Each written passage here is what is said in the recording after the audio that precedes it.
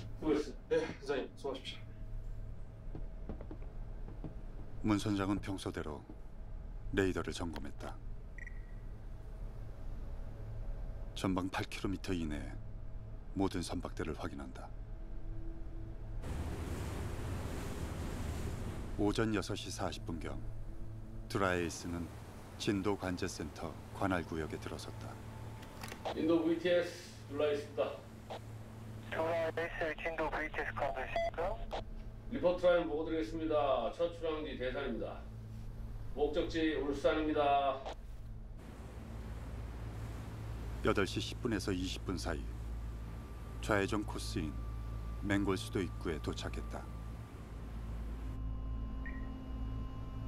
이때 한 선박이 오른쪽에서 추월해 갔다.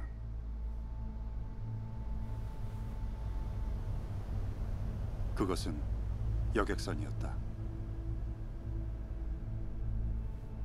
곧이어 화물선이 다가왔다. 문 선장은 선박 자동 식별 장치 AIS를 통해 화물선의 이름을 알아냈다. 선준 디스스 둘라이스. 예, 선준입니다. 어떻게 하시죠? 예, 자연대전 부탁합니다.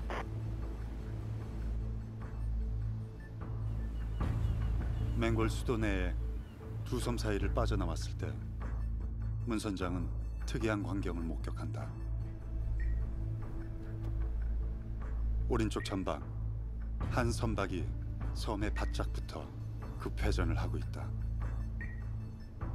그 선박이 드라에이스 쪽으로 달려올 수도 있었다. 선박과의 교신이 필요한 상황. 그러나 해당 선박의 AIS는 꺼져 있었다.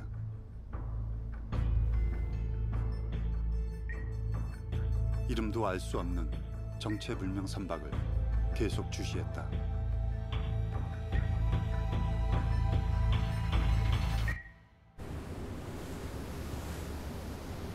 잠시 후 드라에이스 진도라고 VTS.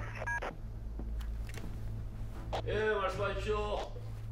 예, 기존 5년 전방 2.1마일의 세월호 여객선이 지금 침몰 중에 있습니다. 기존 구조 협조 좀 부탁드립니다. 예, 알겠습니다. 일단은 인명구조부터 하겠습니다. 관제사가 알려준 위치에는 세월호 AIS가 보이지 않았다. 문 선장은 직관적으로 조금 전 급회전했던 이름 모를 선박 쪽으로 항로를 잡았다. 스타트 10! 스타트 10.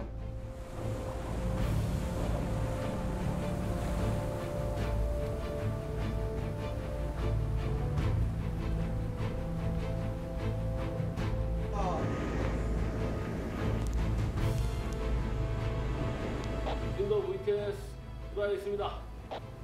말씀하세요. 점에서 사람들이 탈출을 안 하면 본선이 점에 어렁사이드를 할 수가 없습니다. 그러니까 일단은 저희들이 주위에서 선회하면서 탈출자 있으면 인명구조 하겠습니다. 상황은 심각했다. 충돌 위험 때문에 세월호에 직접 접안하는 것도 불가능했다. 승객들이 탈출해 헤엄쳐 나와야만 구조가 가능했다. 그러나 여객선 선원들은 해경만 찾았다. 네, 여기 세월호입니다. 해경 오는데 얼마나 걸리겠습니까? 네, 잠시만 들어갑니다. 여기 세월호입니다. 해경 오는데 구조 오는데 얼마나 걸리겠습니까? 그 라이플링이라도 그 착용을 시키셔서 그 탈출을 시키십시오. 지금 탈출을 시키면은 구조가 바로 되겠습니까? 맨몸으로 하지 마시고 그 라이플링이라도 착용을 시키셔서 탈출을 시키십시오. 빨리! 그러나 기다려도 여객선 선원들은 승객들을 탈출시키지 않았다.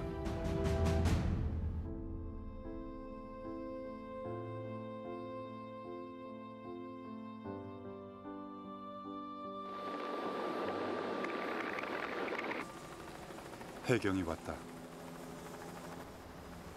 이상했다. 구조 지휘 함정은 승객들을 향해 탈출 방송도 하지 않았다. 해경의 첫 구조 조치는 선원들 구조였다. 승객들이 접근할 수 없는 조타실로의 저반은 해상 구조의 상식에 어긋났다. 진도 관제센터. 정확한 위치가 몇 도입니까? 몇 분입니까? 구조에 참여하려는 민간 선박들에게 계속 엉뚱한 위치를 알려줬다. 34도 10분, 125도 57분입니다.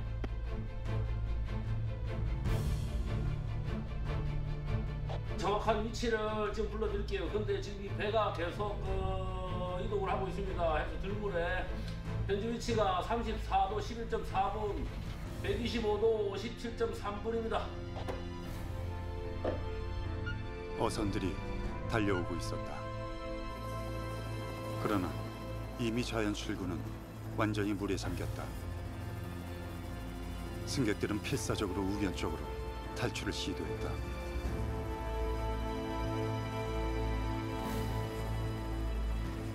결국 우연 출구마저 물에 잠겼다.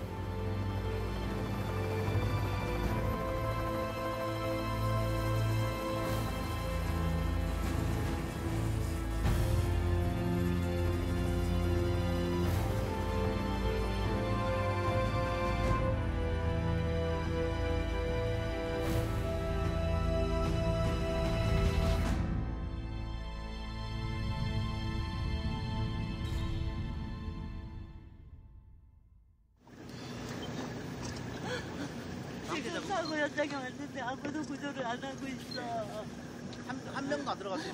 우리 딸 아직 못 나왔어.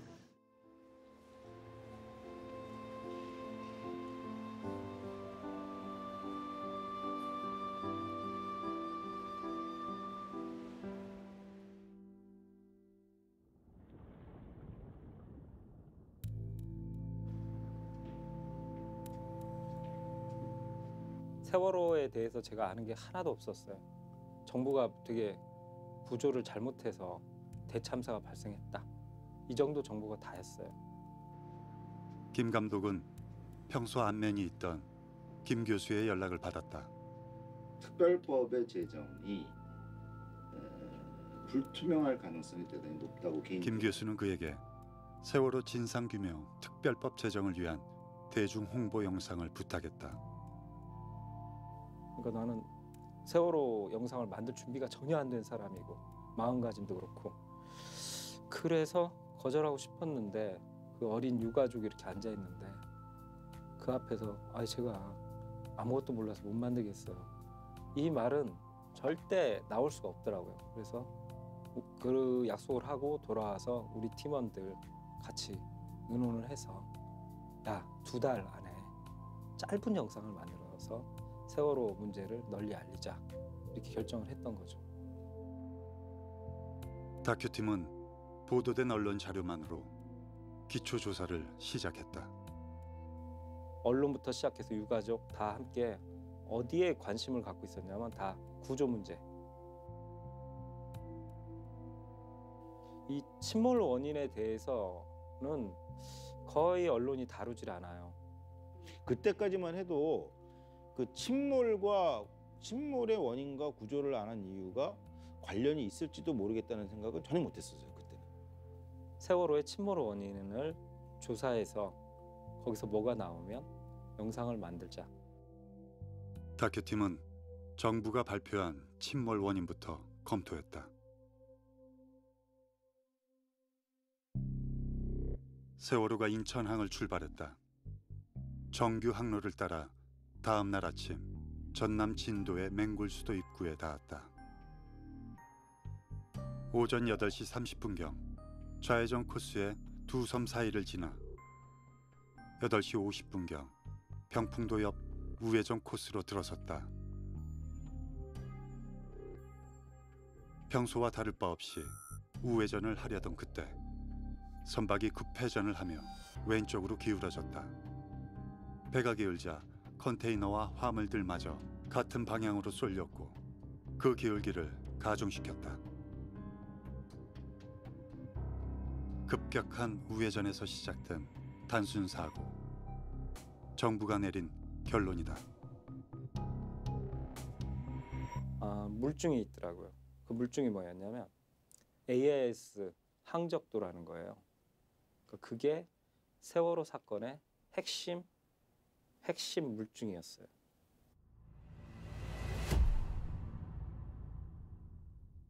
AIS 그래서 굉장히 막 선박의 특수 장비인 줄 알았더니 의외로 간단하더라고요.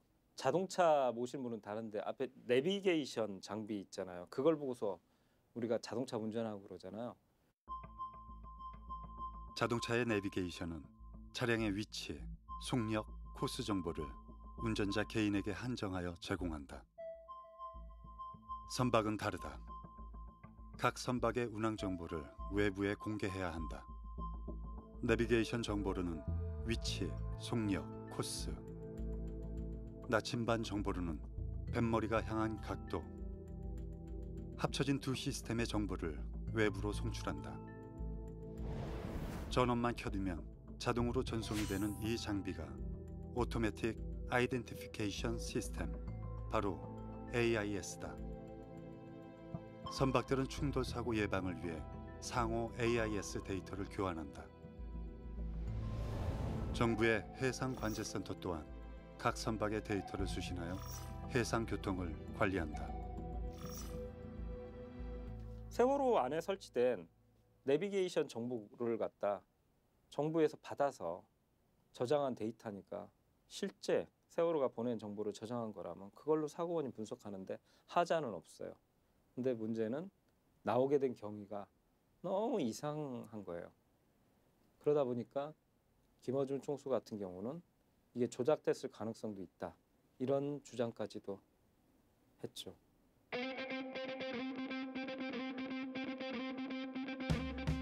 관행과 금기를 넘어서는 언론인 김어준은 세월호 참사 당시 팟캐스트를 진행하고 있었다. 정부가 내놨던 데이터들이 처음부터 다 이상해서, 예를 들어서 가장 먼저 이상했던 건 항적 기록, AIS라고 하는 항적 기록이었어요. 왜냐하면 첫날 새벽부터 하필이면 그날 데이터가 없다, 끊겼다고 하고, 사고 당일 새벽까지도 세월호는 AIS 데이터를 전송하면서 운항했다. 지방관제센터들은 이 정보를 대전에 서버를 둔 정부 통합 전산센터로 전송했다. 그런데 새벽 3시 40분경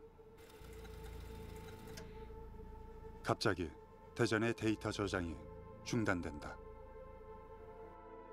이 소식은 당일 저녁 채널A 단독 보도로 알려졌다. 핑계를 받지 않을 것입니다. 아울러서 다음 날 통합 전산센터에서 사라졌던 데이터가 일반에 공개됐다. 8시 50분대의 AIS 항적도는 목포 관제센터에 저장된 자료라 했다. 직진하던 세월호가 90도 이상 급격한 우회전으로 사고가 발생했다는 언론 보도가 이어졌다. 급격한 우회전 구간의 항적을 검토했다. 데이터가 없었다. 그렇다면 그 구간 세월호의 AIS는 꺼져 있었다 추정된다. 종종 불법 조업을 하는 어선들이 제 위치를 숨기려 AIS를 끄는 경우가 있다. 그렇다면 세월호는 왜? 만약에 일부러 껐다면 이 배가 곧 침몰한다는 걸 어떻게 알고 껐느냐? 그러니까 배가 침몰하기 직전에 침몰하는 과정의 궤적을 숨기려고 했나? 이런 생각을 처음에 하게 됐죠. 한국 언론이 정부 발표를 앞다퉈 보도하는 동안 CNN 폴라 기자는 첫 번째 구조선 드라이스 선장을 찾아갔다. He says the ship suddenly made a sharp right turn at a very slow speed. The ship's tracking system, the automatic identification system, was off, he says. Moon wonders if... 그러나 5일 후 정부는 AIS가 꺼져 있었다고 문 선장이 증언한 바로 그 구간의 데이터를 공개했다. 이 데이터 역시 목포 관제센터에 있었다 했다. 같은 곳에서 나온 정보도 어떻게 두 번에 나눠서 첫 번째는 없다고 두 번째는 그 정보가 복원되느냐. 있을 수 없는 일입니다. 디지털 정보의 관점에서 보자면. AIS를 껐는데 분명히 둘라이 선장에게도 그렇고 끈 AIS 데이터를 정부는 어디서 복원했다는 건가? 이거 만들어낸 건가? 그런 가설들을 조금씩 세우기 시작했죠. 분명히 쏘지 않았으니 없어야 하는데 그리고 이상한 정황도 있는데 그래서 조작됐다고 단언하고 싶은데 조작됐다고 단언할 다른 증거물이 없어요. 그래서 그냥 거짓말일 수 있다. 세월호가 지나갔던 좌회전 코스. 서거차도 산 정상에는 레이더가 설치돼 있다. 레이더는 AIS와는 별개로 선박의 이동 경로를 외부에서 감지할 수 있는 장비다. 이 레이더의 세월호 추적 정보가 진도 관제센터로 전송됐다. 이것을 관제 자료라 한다. 이 자료는 참사 2달 후에야 국회에 제출됐다. AIS가 의심스러웠던 김 감독은 먼저 관제 자료부터 분석했다. 자료 안에서 세월호가 가는 코스대로 계속 변하는 흰색 직선에 주목했다. 이 흰색 직선들이 세월호의 실제 코스 정보였다. 실제로 간 코스 정보라니까 야 이거 중요한 정보다. 김 감독은 영상 기술을 활용해 코스의 각도들을 추출했다. 새로운 사실이 드러났다. 세월호가 심하게 기울기 직전 우회전 코스에서 좌회전과 우회전을 반복하는 지그재그 운항을 한 것이다. 음주운전이나 무슨 졸음운전을 제외하고 왜 지그재그를 하다가 우회전을 시작해? 그건 말이 안 됐죠. 그러나 수사 당시 항해부 선원들은 관제 자료와는 달리 세월호가 정상적으로 직진하다가 한 번의 우회전만 했을 뿐이라 했다. 정부의 AIS도 선원들의 주장과 일치했다. 계속 똑바로 갔다는 뱃머리 각도들이 의심스러워서 그러면 사고가 나고서 그 뒤에 뱃머리 각도도 제가 조사를 해봤어요. 추가로. 기관장 박기호는 갑자기 배가 기울어 긴급히 엔진을 껐다고 진술한다. AIS 항적도에도 선박의 급격한 감속으로 단시간에 급회전이 정지된 상황이 기록돼 있다. 조타수 조준기는 배가 회전을 멈췄을 때 뱃머리가 섬 쪽, 즉 병풍도를 향해 있었다고 진술한다. 세월호가 병풍도를 향한 채 조류를 따라 북쪽으로 표류하고 있다. 선원들의 진술이 AIS 항적도와 완벽히 일치한다. 그런데 결정적인 것을 발견하게 됐는데 뭐냐면 조류에 밀려서 위로 올라가야 될 그 위치에 있는 속력 정보가 10노트인 거예요. 아직 달리고 있는 거잖아요. 저는 처음에 이렇게 생각했어요. 배가 이렇게 오다가 여기서 완전히 멈춰서고 그 다음에 이렇게 표류를 했다. 그러면 이제 설명이 되죠. 그런데 여기서 어느 정도 속도가 남아 있잖아요. 그럼 속도가 다 줄어들 때까지는 이 방향으로 운동을 계속 해야 되죠. 오른쪽으로 돌려는 힘이 또 남아 있잖아요. 그러면 오른쪽으로 이렇게 돌겠죠.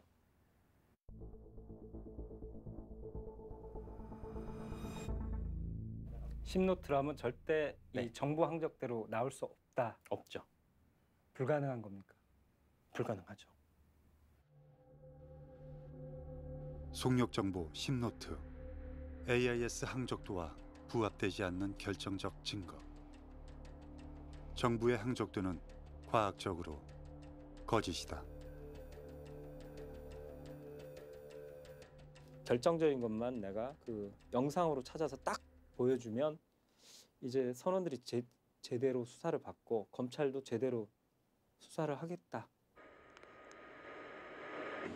사고 현장을 최초 목격한 두라 에이스의 촬영 영상. CNN이 보도한 세월호는 병풍도를 등지고 표류 중이었다. 그러나 병풍도를 바라보며 표류했다는 정부 AIS. 착시 현상은 아닐까 3D 분석이 필요했다.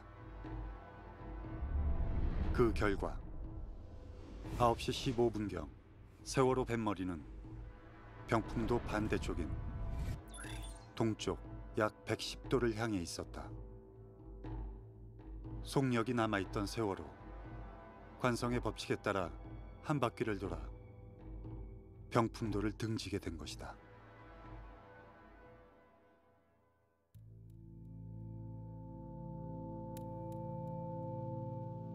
그 첫 만남에서 도와줘야 했다고 생각했어요. 처음에는.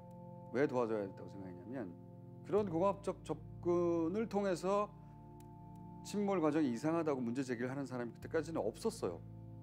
정부는 벌써 알았어야죠. 이 값이 뭔가 문제가 있다고 말했어야 하는 거죠. 예, 그렇죠. 이거는 반박의 여지가 없어요. 이 의혹은 밝혀질 수 있겠다. 이 부분 다시 한번 검토해야 되겠다. 그런 좀 충격적이었어요. 진실을 감추는 정부, 질문을 멈춘 주류 언론. 의혹은 묻혀질 공산이 크다.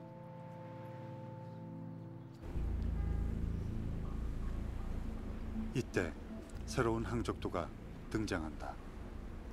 정부의 AIS 항적도, 관제자료, 이어 등장한 세 번째 항적도, 해군 레이더 항적도다.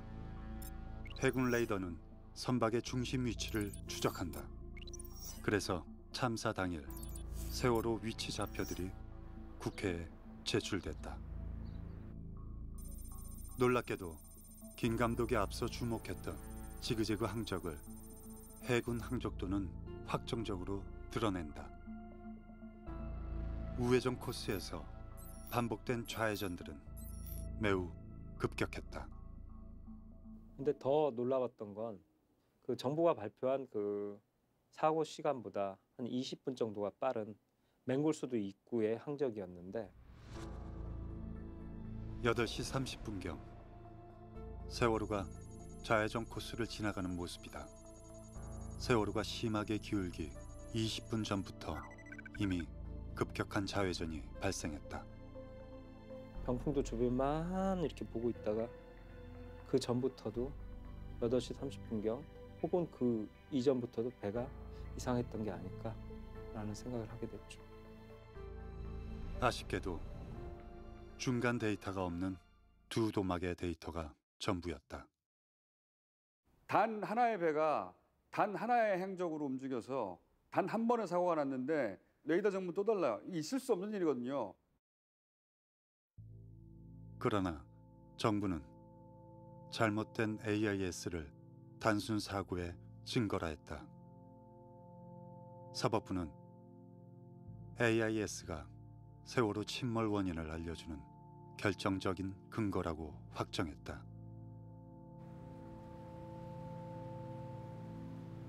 다큐팀은 조사를 마감키로 결정했다.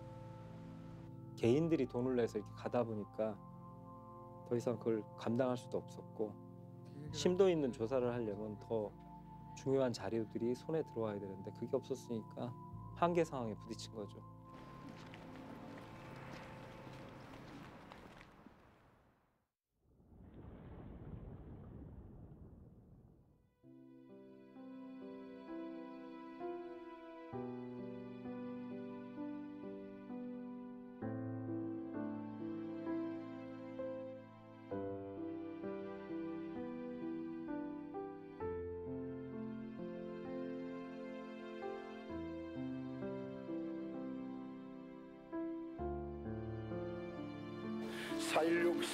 세월호 특별조사위원회가 출범하게 됐다. 수사권, 기소권이 없는 불완전한 조사기구. 그마저도 유가족들은 절실했다.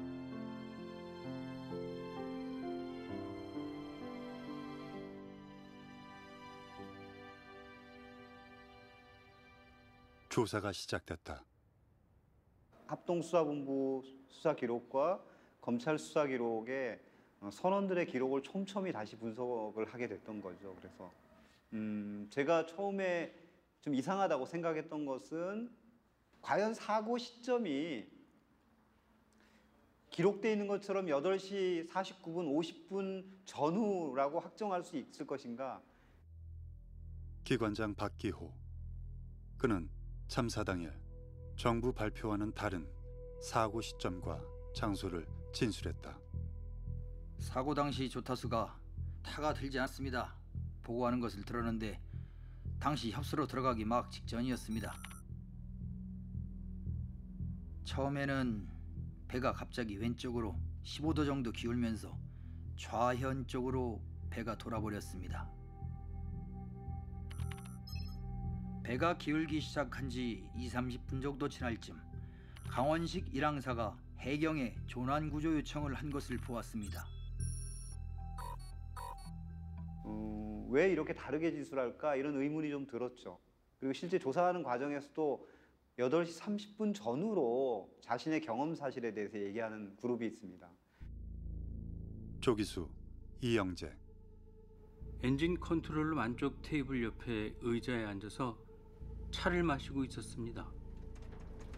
배가 부르르 떨리면서 배가 회전한다는 느낌을 받고 있었습니다. 그때 냉장고가 넘어졌습니다. 그 순간 벽시계를 의도적으로 본 건 아니었는데 8시 25분은 넘은 것 같았고 30분은 안 돼 보였습니다. 엔진 회전수가 다운되고 있었고 기관장님이 브릿지에서 전화했습니다.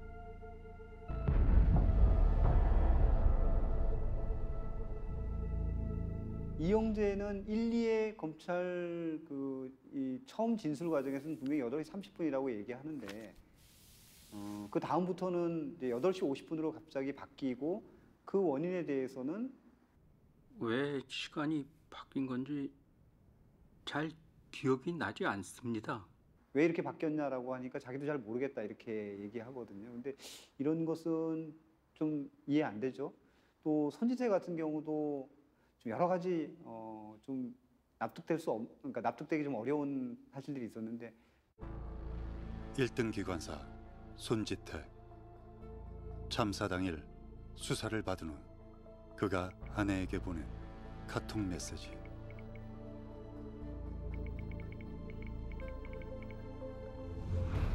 그리고 다음 날 그는 자살을 시도했다.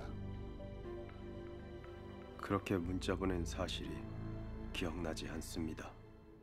그가 그런 국가정보원이라고 하는 그 기관을 인지할 수 있던 사실이 무엇인지를 사실은 해줘야 되는데 어떤 이유인지는 모르겠지만 이제 완강하게 그 사실에 대해서는 기억이 나지 않는다. 첫날 조사를 받으러 간 목포 해경에서 어디에서 조사를 받으셨나요? 1층 조사기에서 먼저 받았습니다. 그러다가 사복을 입은 사람이 저를 꼭대기층으로 데려갔습니다. 왜 다른 곳에 가서 조사를 받나요?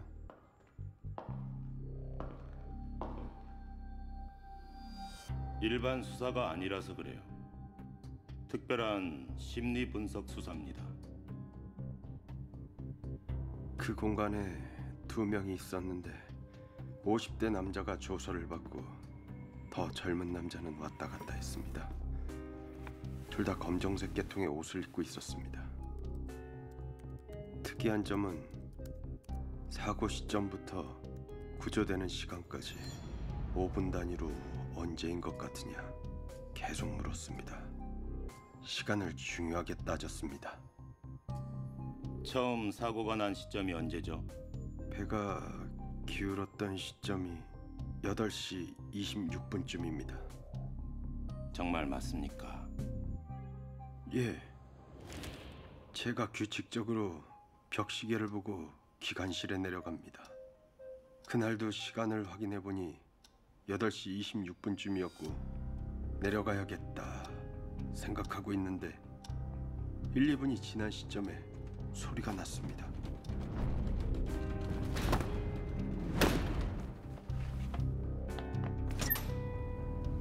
엔진도 멈췄고 바다 쪽을 보는데 배가 15도 정도 기울어져 있었습니다. 기관실로 내려가려고 보니 당직자들이 올라오고 있었습니다. 근데 실제 조서에는 다 8시 50분이 사고 시간이라고 손지태 조서에는 다 그렇게 다시 기록되어 있어요. 저는 당시 시계를 봤으니 8시 30분이라는 시간만큼은 확실하다고 말했습니다. 그런데 수사관이 사고 발생 시간 8시 50분으로 합시다. 조사 끝났으니까 읽어보고 지장 찍어요. 사고 시간을 고쳐주지 않으면 절대 찍을 수 없습니다. 기관사님, 잠깐 나갑시다.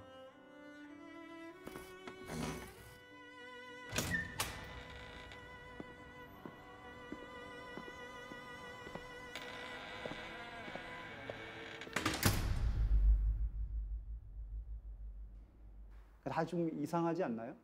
그러니까 이 8시 30분이 사고 시간이라고 얘기했던 선원들의 진술이 갑자기 8시 50분으로 다 변경되어 있고, 그리고 그 중에 한 명인 1등 기관사는 국정원 수사를 받았다고 부인에게 카톡 메시지를 보냈고, 그리고 수사받는 과정에 자살 시도도 하고, 이런 것들을 다 모아보면 사실은 사고 시간과 관련해서는 여전히 그 쟁점이 풀리지 않았다. 그리고 여전히 의심해 봐야 된다, 이런 생각을 합니다.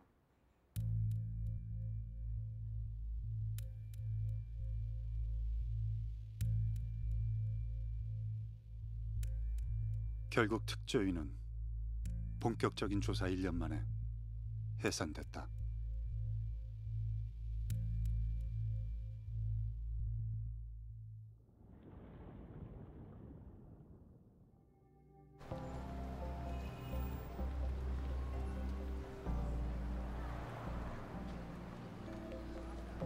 김총수는 판결을 앞두고 있었다. 오촌살인 사건으로 고소당해서 재판을 기다리고 있는 상황이었고, 그 판결의 결과에 따라서는 구속될 수 있는 상황이었기 때문에 그때 좀 심각했죠. 방송을 끝나고 나서 김 감독이 빠이빠이 하러 왔었죠. 그때 제가 제안을 했어요. 다큐를 만들자고. 내가 얼마 후에 곧 감옥 갈 수도 있는데 만약에 안 가면 돈은 내가 대줄 테니까 시간이 아무리 오래 걸려도 다큐의 끝을 한번 봅시다. 듣자마자 해야겠다는 생각이 들었어요. 다큐멘터리라는 형태로 만들어서 해외 영화제나 이런 데 알리고 그러면 결국 국내 언론들도 그리고 한국 정부도 이것을 무시하지 못할 것이다.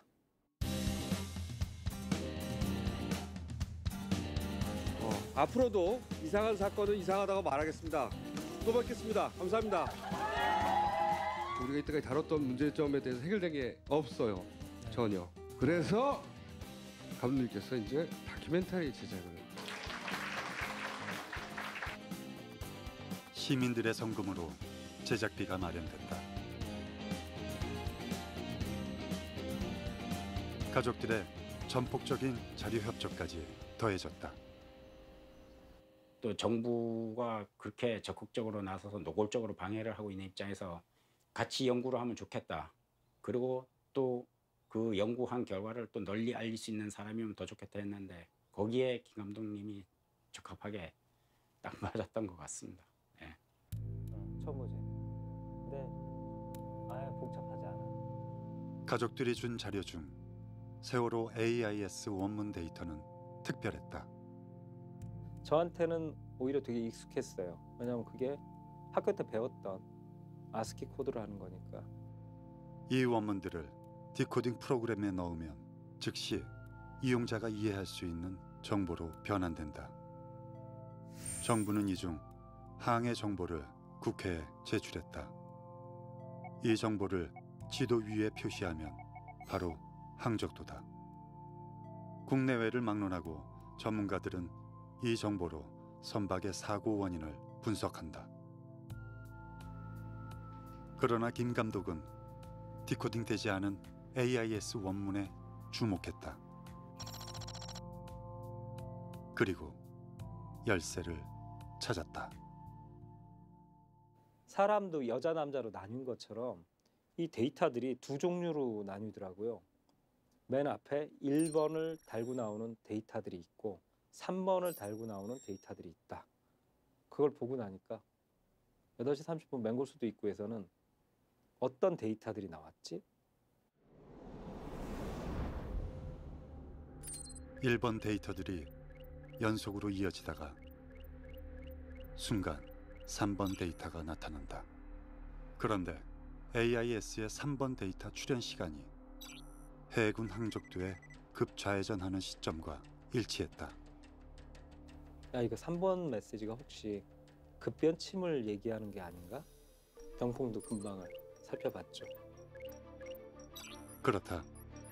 급회전하는 시점은 여지없이 3번이 나타났다. AIS 기술 전문가를 찾았다. 예상대로였다. 1번은 직진시 전송하는 일반 메시지다. 3번은 급회전 시 전송하는 특별 메시지다. 특별한 상황들, 급회전 같은 특별한 상황에서 날리는 특별 메시지다. 3번 특별 메시지의 발견, 사고 조사의 새로운 국면이다. 세월호가 언제, 어디서 급회전을 했는지 그 특별한 상황을 이제 알 수 있다. 그러나 특별 메시지는 속력 변화가 클 때도 전송된다. AIS 속력 경계선 14노트를 통과할 때, 23노트를 통과할 때도 1분간 전송된다. 결국 속력 정보를 알아야 급회전 여부도 확정된다. 김 감독은 AIS 기술에 대한 모든 것을 알고자 했다. 전문가는 ITU에서 발간한 기술 문서를 소개한다. 기술 문서를 통해 김 감독은 AIS 장비에 입력된 프로그램이 어떤 데이터를 만들고 전송하는가 파악했다. 마침내 속력 정보 또한 알 수 있었다. 뒷자리 4개 코드가 그 열쇠였다. 기계들끼리 주고받는 그런 내용들이 들어있어요. 4개 코드는 기계들끼리 대화가 기록된 무선 통신 정보다. 이 코드는 세월호가 1분 단위로 몇 개의 데이터를 전송했는지 보여준다. 14노트 미만의 저속 상태에서 1분에 6번 전송한다.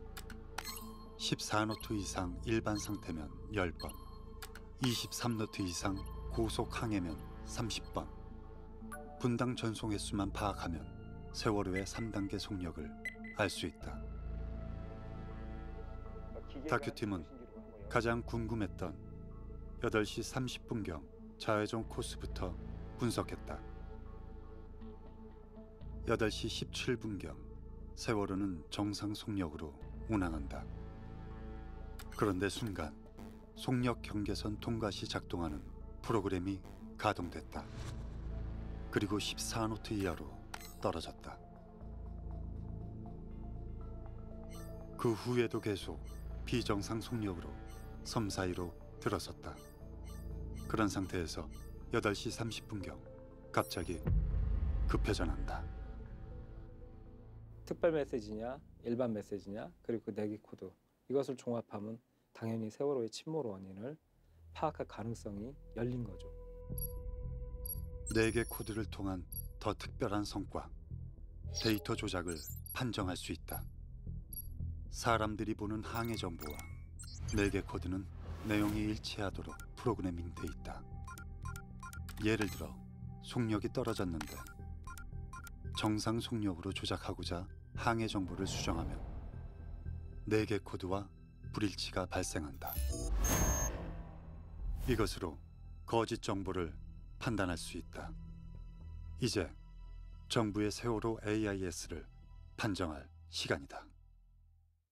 오케이, 그러면 요 구간은 AIS가 꺼져서 없어야 할 데이터인데 정부가 내놓은 거 아니야? 그러면 그 기계어 기준으로 이 데이터를 분석해 봐야 되겠네. 이 데이터를. 급회전이 진행될 때 속력은 14노트 이상으로 발표돼 있다. 이런 경우 AIS 장비는 특별 메시지를 2초 간격으로 전송하도록 프로그래밍돼 있다. 2초 간격으로 날리는 데 있어 갖고 2개 채널을 쓰거든요. A, B 양쪽으로 번갈아서 2초 간격으로 날리려면 한 채널당 4초씩 날려야 되잖아요. 그러니까 4초 간격으로 예약하고 데이터를 전송했나 이것만 보면 가짜인지 진짜인지를 판정할 수 있거든요. 다큐팀은 우선 동일한 조건인 15일 밤 인천 팔미도에서 급회전할 때 데이터를 분석해봤다. AIS 규격에 딱 맞는 정상 데이터들이었다. 과연 단순 사고의 핵심 좌표들도 정상일까? 규격에 맞는 데이터가 하나도 없었다. 이거 사람이 만든 가짜 AIS죠? 이건 AIS 규격에 완전히 어긋나는 비정상 데이터입니다.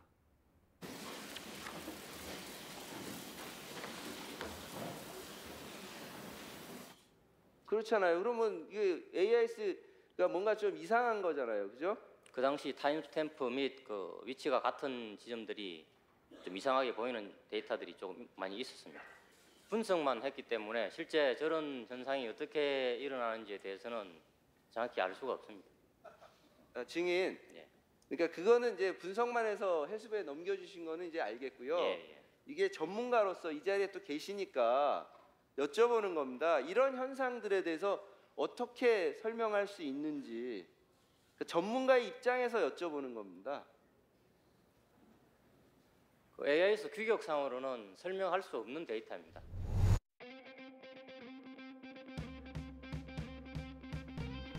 그럼 기계끼리 주고받는 데이터를 기준으로 하면 처음부터 출항해서 사고까지를 다 검증할 수 있는 거 아니야? 완전히. 언제 예약하고 언제 데이터를 전송했는가를 하나 찾아서 정리해가면서 계산을 하면서 추적해야 되기 때문에 몇 달 걸리는 작업이었거든요. 그래서 조금 망설여졌는데 반드시 이것을 분석해야 된다 해서 이제 그 일을 시작하게 된 거죠.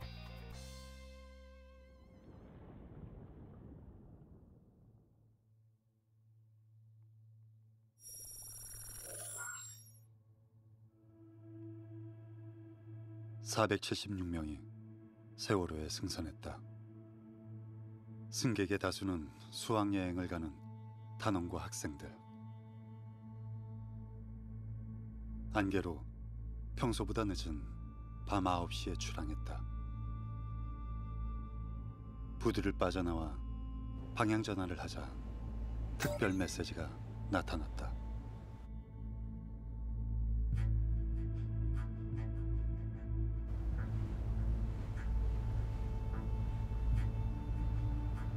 인천대교를 지나 속력을 높였다.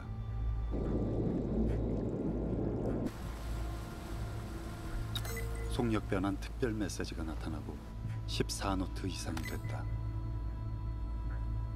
정상적인 항해였다. 끝까지 그랬어야 했다. 팔미도에서 방향 전환을 하자 특별 메시지가 나타났다.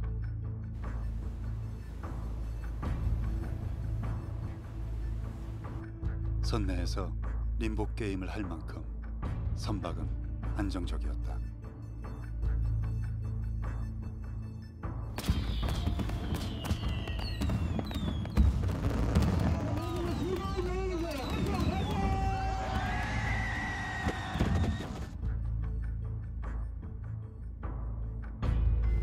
밤 12시 현재 이상 없다.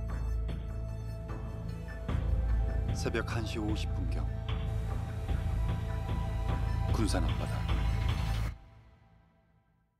첫 사건이 발생한다.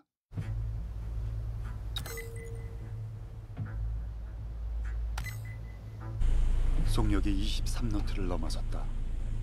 순조류의 영향이 아니라면 선원들이 엔진을 최대 출력으로 올린 것이다. 급회전 특별 메시지가 출현했다. 곧바로 속력도 떨어졌다.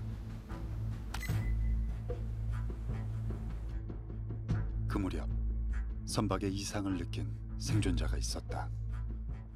그래 다시 선실에 들어왔어요. 예. MBC를 음악 듣고 뭐 TV 보고 그런데 갑자기 배가 좌측으로 확 넘어갔다가 바로 서더라고요. 사람이 15도로 확 하면 털리면서 쓰레기통하고 캔 저쪽으로 가서 다 나뒹굴어졌어요. 나가서 보니까 안개도 별로 없고 바닷물이 호수처럼 잔잔한 거예요. 서익은 씨는 로비로 들어와 GPS 모니터로 위치를 확인했다. 그렇다면 서익은 씨가 경험했던 일은 바로 그 급회전 데이터가 뜬 시점이다라고 봐야 되는 건데, 정부는 동시간대 자료를 국회에 제출했다. 원문의 약 30%를 빼고 나머지만 디코딩해 제출했다. 그 결과 1분에 30번씩 데이터가 전송된, 즉 속력이 23노트가 넘었다는 사실이 감춰진다. 대신 속력은 약 17노트로 기재된다. 전송 횟수가 말해주는 속력은 23노트 이상, 정부 발표 속력은 약 17노트. 정부 AIS에서 불일치가 발생했다. 조작 말고는 설명이 안 된다.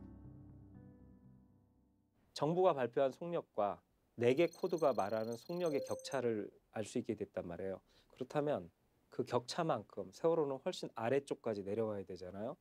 그것을 통해서 계산을 해보니까 서익은 씨가 이상 징후를 느낀 곳은 어청도 근방으로 추정된다.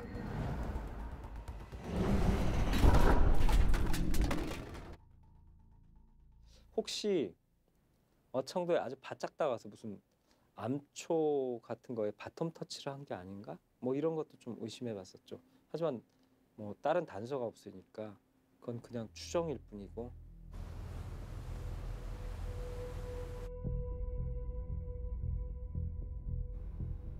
이 무렵 대전 서버의 데이터 저장이 중단됐다.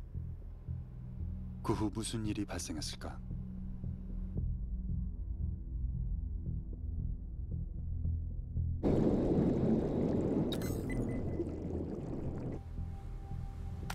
속력이 14노트 이하로 떨어졌다.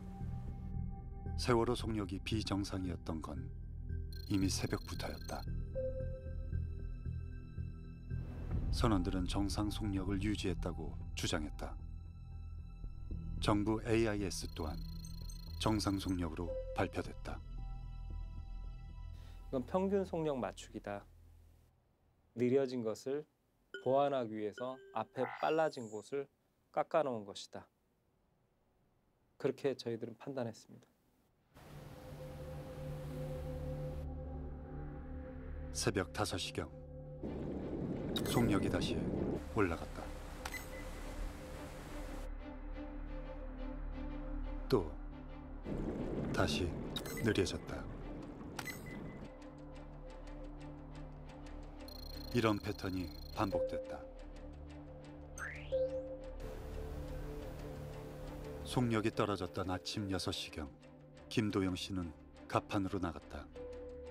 그는 2달 전에도 세월호에 탑승했기 때문에 이날 선박 운항이 비정상임을 느꼈다.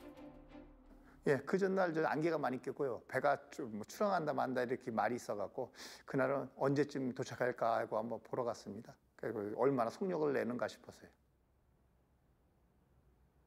바닥을 봤더니 바닥에 먹물 같은 게 막 흙물이 올라오더라고요. 서해안 그 갯벌물이에요. 그래서 아, 바다가 깊지 않구나 그렇게만 느꼈고요. 그다음에 속력을 보니까 뭐 빨리 내는 그 배가 달리는 기분이 아니라 물에 떠나가는 식으로 이렇게 가더라고요, 배가요. 그래서 아, 이렇게 가다가는 너무 늦겠는데 사람이 좀 뭐 달리는 사람이 있다면은 경보하는 수준 정도 될 겁니다. 그러니까 속도가 한 3분의 1 이 정도로 간다랄까요? 3, 4분의 1 정도로요. 아침 7시경 세월호는 다도해로 접어들었다. 그리고 이상 현상이 나타난다. 약 30분 동안 특별 메시지가 대량으로 출현한다. 아침 7시에서 7시 반 사이. 왜?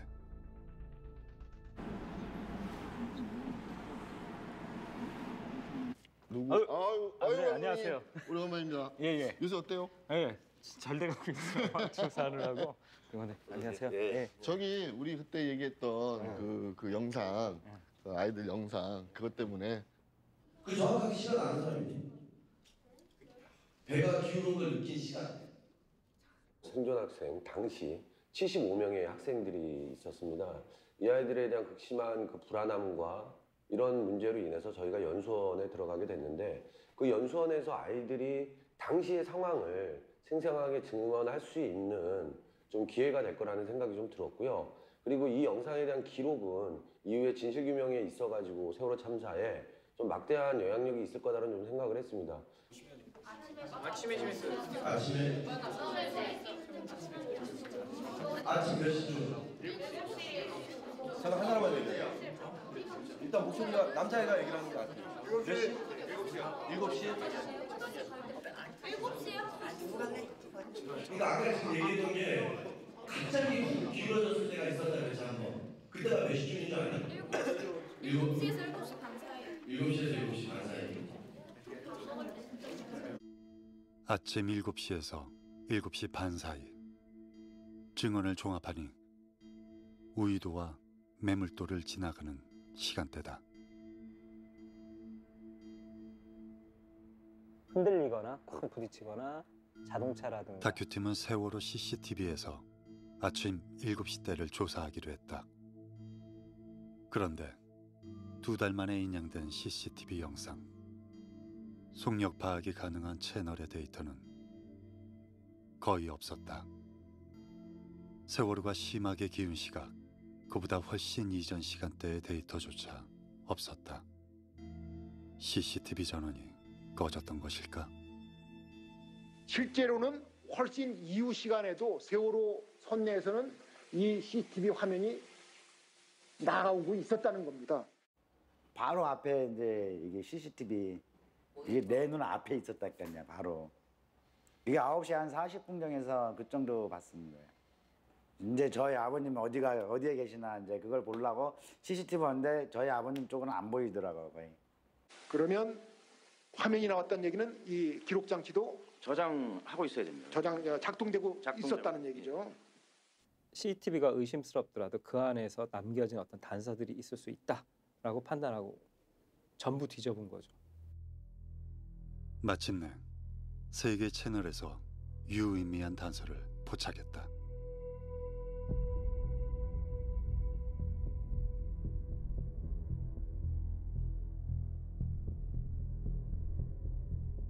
(4층) 놀란 학생들, 3층 가판으로 뛰어나온 붉은 점퍼 승객. 이들의 시선이 머문 곳은 뱃머리 왼쪽. 깜짝 놀라 일어난 승객의 위치도 뱃머리 왼쪽이다. 뱃머리 왼쪽에서 소리가 났거나 진동이 있었다라는 걸 말하는 거거든요. 근데 소리나 진동은 어떤 물체가 움직여야지만 발생할 수 있는 거잖아요. 아침 7시에서 7시 반 사이. 뱃머리 왼쪽에 이상이 있었다.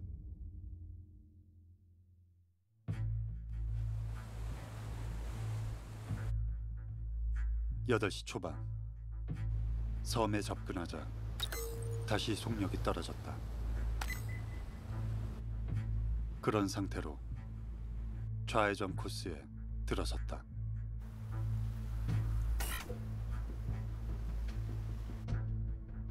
두세 사람이 이제 푸고 있었죠. 밥을 이제 배식을 받고 있었고, 내가 식판을 들었을 때 배에 이제 이상 감지를 한 거죠.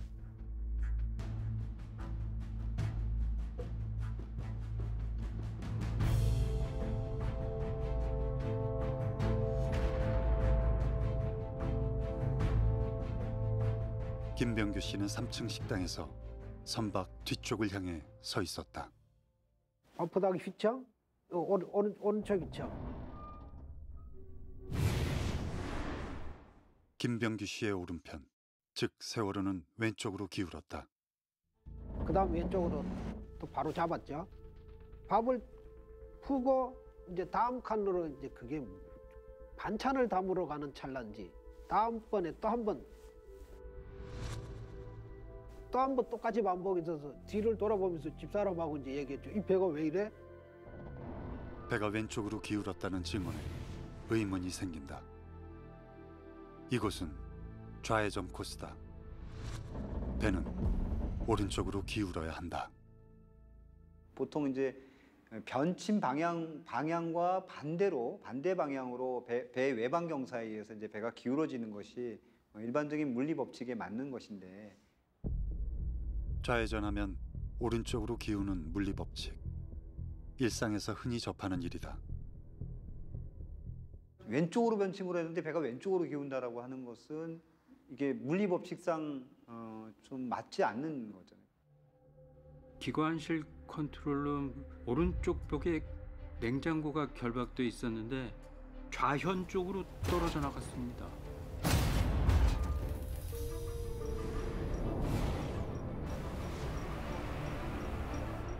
배가 돌아가는 느낌이 들다가 진동이 있더니 바로 배가 왼쪽으로 15도 정도 기울었습니다.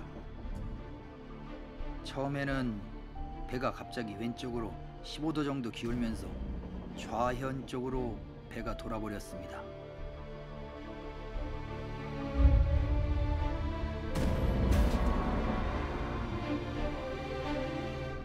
그러면 좌변침 구간에서 배가 왼쪽으로 기울 만한 어떤 요인이 있었다고 추론하는 것이 합리적이겠죠. 그리고 냉장고가 순간적인 물리적 힘의 작용에 의해서 확 쏠린다라고 하는 거는 우리가 버스를 탈 때 갑자기 급정거하는 것처럼 속도의 변화 혹은 방향의 변화 이런 것이 급속도로 빠른 짧은 시간 안에 이루어졌다 이렇게 추론할 수 있을 것 같아요. 둘 중에 하나죠. 여기 무게중심 뒤쪽에 아래 방향에서 밀어주는 힘이 존재한다면 이렇게 좌변침하면서 왼쪽으로 기울 수가 있어요. 혹은 여기서 무게중심 앞쪽에 무게중심 상단에서 당겨주게 되면은 마찬가지로 이렇게 기울 수가 있습니다. 그러면 외력이다라고 얘기할 수 있나요? 그러니까 그 말씀하신 상황이 맞다면 외력이 아닌 경우를 생각하기가 굉장히 어렵죠. 좌회전하는 선박이 왼쪽으로 기운다. 선박의 방향전환 장치로는 불가능한 현상이다. 선박을 왼쪽으로 기울인 다른 힘이 있다.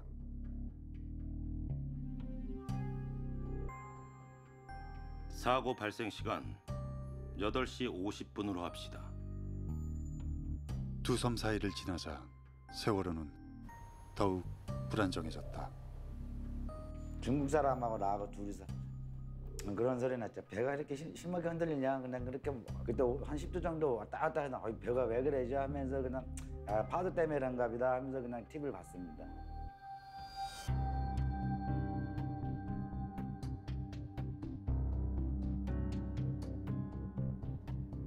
교무실이 매우 조용했습니다. 그래서 첫 전화를 기억하고 있습니다. 가장 먼저 연락이 온 것은 8시 30분에서 40분 사이로 기억합니다. 학부모로부터 전화가 왔습니다.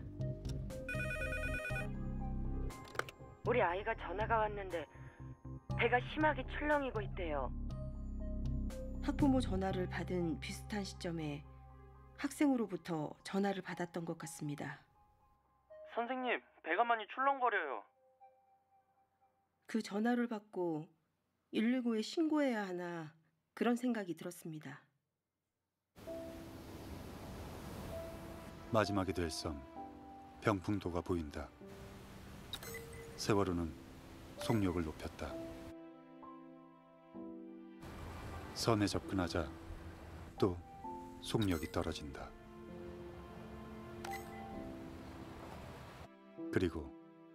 급회전 특별 메시지 발생.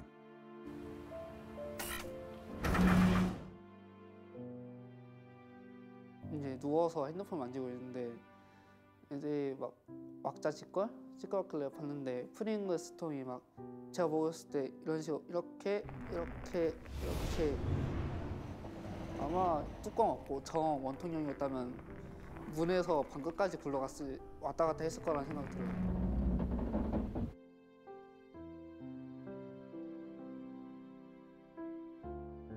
왜 이러지 했는데 아마 배가 기울어서라서 라고 애들이 서로 의견을 주고받길래 이게 뭐 위험한 상황이구나 그런 생각은 전혀 하지 못하고 그 일이 있고 나서 몇 분 뒤에인지는 기억이 안 나는데 화장실 가려고 나왔는데 나오고 나서 바로 길어졌어요. 마지막 순간 속력은 14노트 이하였다.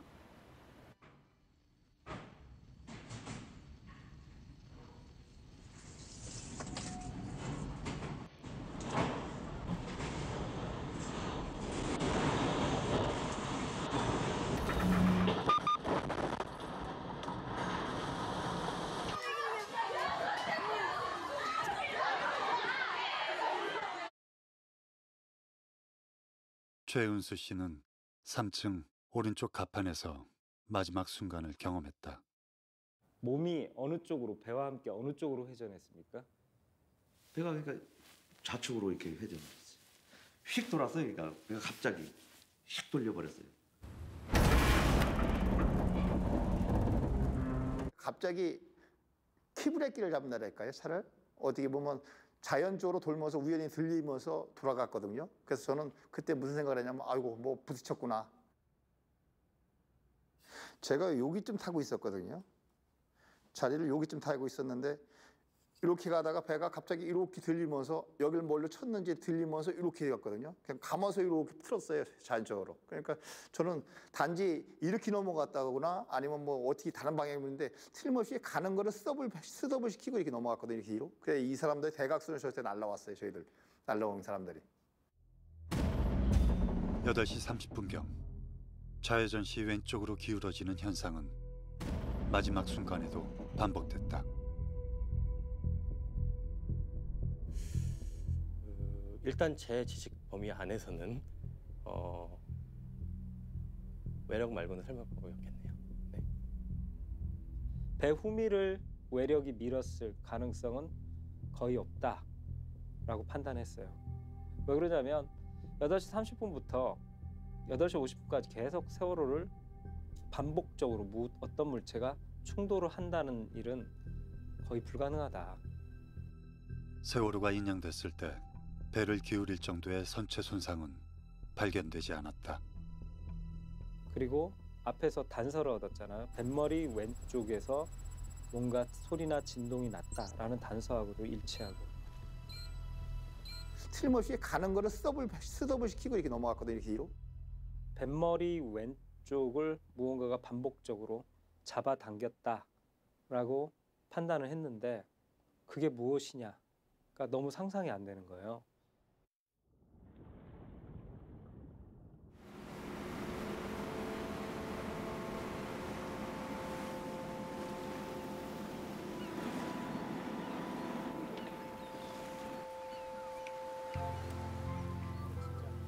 내려온 데서 헤드까지 있고. 다큐팀은 사고 현장을 찾았다. 그 맹골수도 입구에서 아무리 봐도 역시 망망대해밖에 없으니까. 해군 항적을 따라서 세월호의 마지막 섬 병풍도로 가봤다. 결국은 그런 생각을 하게 됐어요. 그러니까 세월호가 병풍도 옆에서 좌초가 되는 모습을 목격했던 사람은 두라에이스의 문 선장님이 유일하다. 그분은 레이더를 통해서 우리가 모르는 훨씬 더 중요한 정보를 혹시 목격하지 않으셨을까? This is dangerous. This water is Yeah, this is very strong current. 문 선장은 외부와의 접촉을 원치 않았다. 다큐팀은 문 선장의 언론 인터뷰를 정밀하게 검토했다. 쓱 스쳐 지나가는 CNN 보도 속에서 선장님이 세월호가 회전했던 지점을 그리고 침몰 지점을 갖다 해도에다 표시하는 것이 눈에 들어오더라고요. Off, he says. Moon wonders if the ship 두 지점을 해도에 그대로 옮겼다. 그런데 문 선장이 레이더로 목격한 세월호 급회전 위치는 정부 AIS 항적도와 달랐다. 정부 AIS보다 약 750m, 해군 레이더보다 약 500m나 병풍도에 가까웠다. 데이터마다 다른 기록. 다큐팀은 혼란스러웠다. 처음엔 잘 안 믿어지더라고요. 그러니까 혹시 선장님 착각하셨나? 이런 생각을 했는데 9시 47분경 사고 현장에서 문 선장이 불러주던 세월호 위치를 알게 됐다. 정확한 위치를 지금 불러드릴게요. 근데 이 배가 지금 계속 이동을 하고 있습니다. 들물에. 현재 위치는 34도 11.4분, 125도 57.3분입니다. 그 좌표는 문 선장이 목격한 세월호 회전 지점으로부터 북쪽으로 표류해서 올라가면 도달하는 위치였다. 그런데 또 다른 좌표를 발견한다. 두라의 에이스가 세월호에 접근하던 9시 16분경 목포 해경이 해경 문자 시스템을 통해 제주 해경에게 알려준 세월호 좌표였다. 이 좌표 역시 문 선장이 목격한 회전 지점과 교신 기록 지점 사이에 위치한다. 진도관제센터가 상부에 보고한 좌표도 찾았다. 9시경 세월호의 위치였다. 마찬가지였다. 문 선장이 목격한 회전 지점과 교신 기록 지점 사이에 위치했다. 이건 안 믿고 싶어도 안 믿을 수가 없는 상황이 된 거죠. 문 선장님 본 사고 다큐팀은 궁금했다. 회전 지점처럼 침몰 지점도 정부 발표와 다를까? 정부 레이더, 그러니까 진도 관제센터에서 잡은 세월호의 침몰 지점에 대해서는 사람들이 확인해 본 적이 없다. 나도 그렇고. 진도 VTS 관제 자료를 확인했다. 이 자료는 가족협의회가 법원에 증거 보전 신청을 통해 확보해 두었다.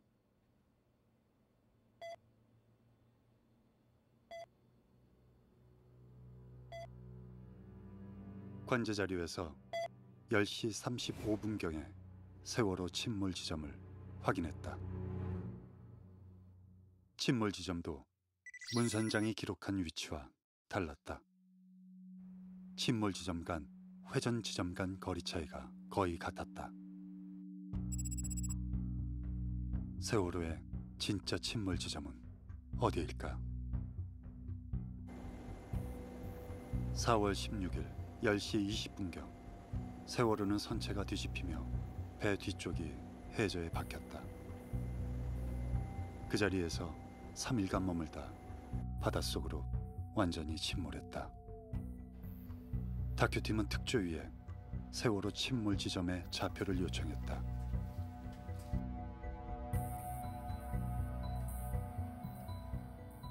정밀한 위치 좌표가 도착했다. 문 선장이 해도에 표시한 침몰 위치였다.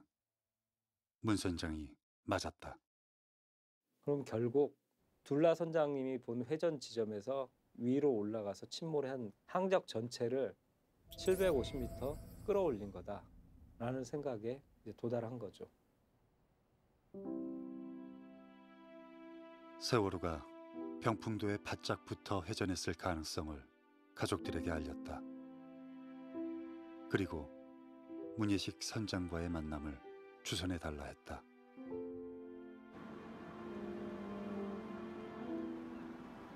인터뷰가 성사됐다. 선장님이 CNN 기자한테 해도에 표시해줬던 세월호 좌표들 있지 않습니까? 그걸 기억하고 계셨던 것을 해도에 표시하신 건가요? 아니죠. 세월호 근처에 구조활동을 하는 당시에 그 위치를 메모해뒀던 것입니다. 세월호가 병풍도에 바짝 붙어서 이렇게 회전하는 걸 보셨을 때 둘라에이스와 세월호의 거리는 한 어느 정도였습니까? 약 거리는 한 4마일 정도였었고요. 저희들이 연안을 항해할 때 서도를 통과할 때는 레이더를 한 3마일 정도에 세팅을 시켜놓고 보거든요. 그래서 중심 위치를 1.5마일 후방에 두고 봤으니까 상단에 세월호가 컨택돼서 한 4마일 정도로 기억하고 있습니다. 그것은 분명합니다. 뜻밖의 증언이었다. 정부 자료에는 약 11km나 떨어진 곳에서 두라에이스가 세월호 회전을 목격한 것으로 기록돼 있다. 문 선장은 이보다 가까운 약 7km 떨어진 위치에서 세월호가 회전하는 것을 목격했다. 두라에이스 항로와 교차돼서 충돌 위험 때문에 주시했다는 인터뷰가 기억났다. 사실 이 내용은 너무 큰 사항이었어요. 정부에서 발표한 레이더, AIS, 거의 CCTV까지 다 가짜다라는 얘기를 하는 거거든요. 그래서 이건 반드시 교차 검증이 필요하다. 생존자들을 만나야 했다. 그들이 기억하는 세월호 뒤편의 풍경을 확인해야 했다.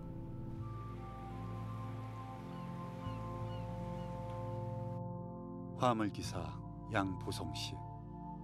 그는 아침을 먹고 배 뒤편에서 경치를 감상하다가 마지막 순간을 경험했다. 바로 출입구 앞에 그 기사들 휴게실이 있어요. 자그마하게. 문이 이쪽에 있으면은 바로 여기 있어요. 신발 벗는 데고 저는 이렇게 앉아서 저쪽을 보면 담배 피운 거죠. 이게 문 바로 여기가 문이 있으니까.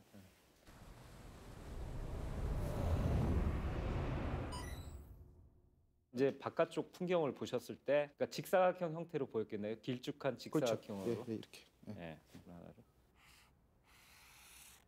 그때 보셨을 때 풍경 좀 얘기해 주십시오. 그때는 그 섬 정확한 섬은 이름 모르고 멀리 섬이 2개 정도 있고 둘 다 멀어요. 그 같은 선상에 저 눈으로는 같은 선상에 보였어요. 빅문 앞에 배가 하나 조그만하게 보였었어요. 오른쪽으로 가고 있었죠. 내가 이렇게 보였으면은 배는 저쪽으로 가고 있었으니까. 뭐 화물선은 딱 알아요. 우리가 배를 자주 타니까 유도선 같은 불 있지만 달랑 있지 그냥 앞에 선수나 가운데는 가만히 수평이거든요. 불 있지만 달랑 달려 있지. 그걸 보시고서 사고는 언제 난 겁니까? 바로. 양보성 씨 시야각은 왼쪽 문틀과 둥근 환풍 장치에 막혀 제한된다. 정부 자료가 맞다면 시야에 섬만 가득 차야 한다.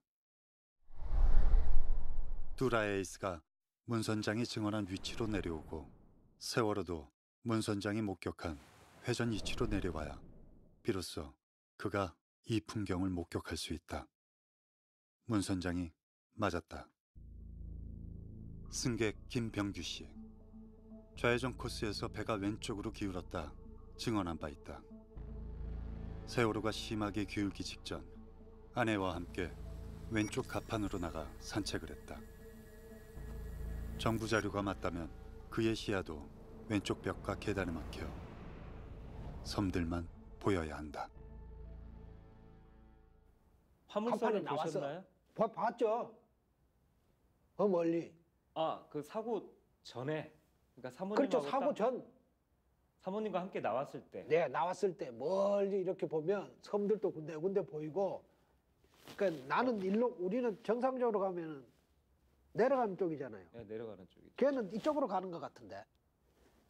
100% 이겁니다, 이거. 화물선. 이렇게 가는 모습.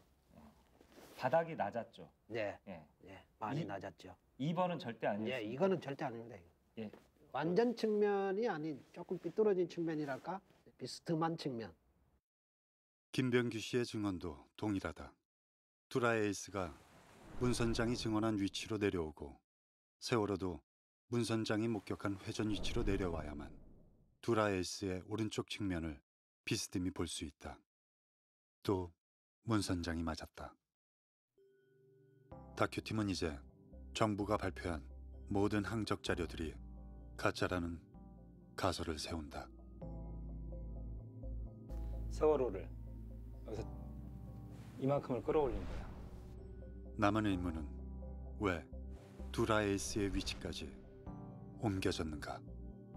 요 거리 750m를 표류하는 시간 얼마나 걸렸죠? 10분 정도? 해답은 10분에 있었다. 세월호 위치만 10분 거리만큼 끌어올리면 두라에이스가 10분 일찍 세월호와 만나게 된다. 그래서 두라에이스 위치까지 10분 거리만큼 옮겨야 했던 것이다.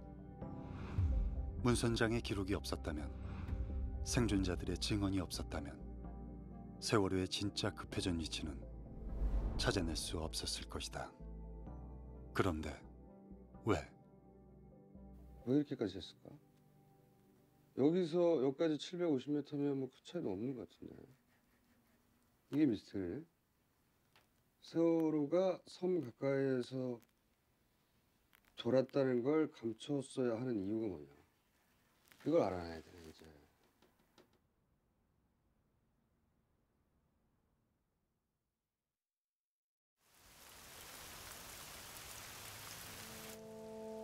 병풍도에 바짝 붙어서 회전했다라는 사실을 알게 됐는데 왜 이것을 감추려고 했냐를 알아내는데 생각보다 시간이 많이 걸렸어요.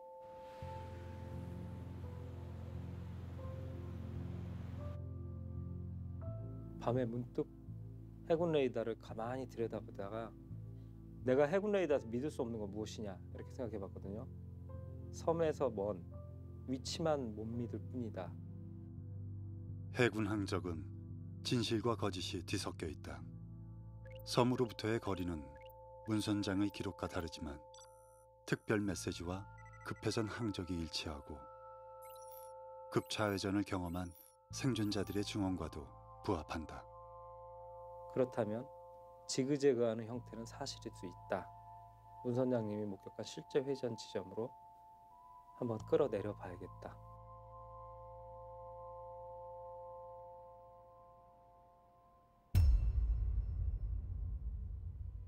급차회전 지점들이 해저 지형과 일치했다.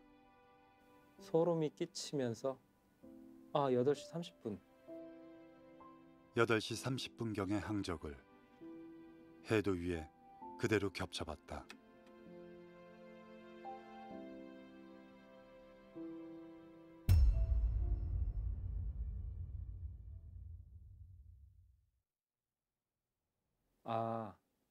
뱃머리 왼쪽을 잡아당긴 힘은 해저 지형과 관련이 있다.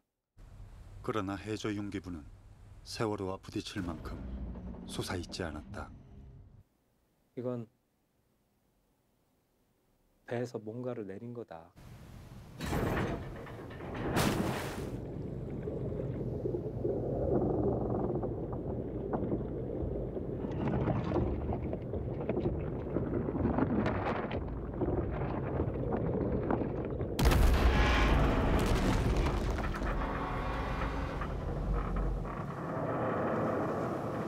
휙 돌았어요. 그러니까 갑자기 휙 돌려버렸어요. 틀림없이 가는 거를 스톱을 시키고 이렇게 넘어갔거든요. 이렇게 뒤로. 당겨주게 되면은 마찬가지로 이렇게 기울 수가 있습니다. 배에서 뭔가 중간 매개물을 내리면 해저 지형이 뱃머리 왼쪽을 반복적으로 끌어당기게 만들 수 있다라는 생각에 도달한 거죠.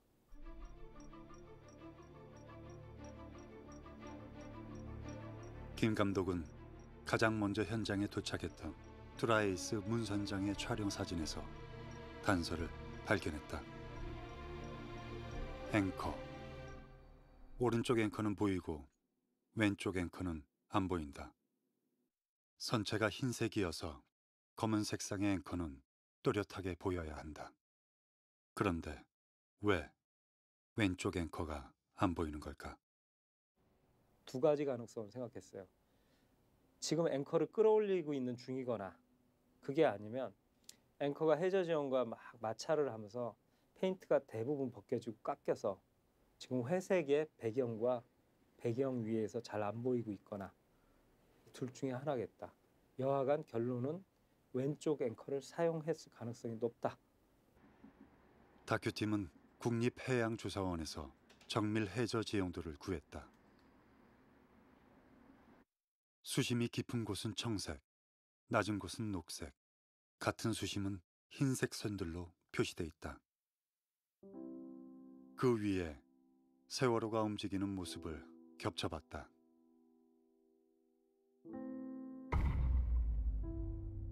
해저 융기부 하얀 선과 부딪힐 때마다 항로가 꺾였다.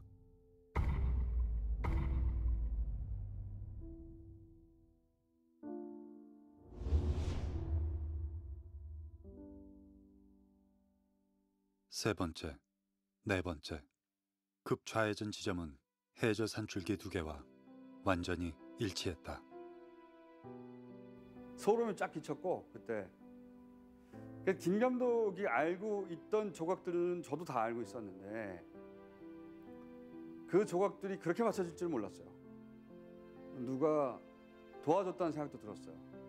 그 영감을 준 건 저는 이런 표현이나 뭐 이런 발상을 싫어하는데 그건 뭐 아이들이 아닐까 그렇게밖에 표현할 수 없을 정도로 선감 같은 영감이 본인이 2년간 축적했던 데이터하고 만난 거죠. 그래서 빵 터진 거죠. 너무 일치해.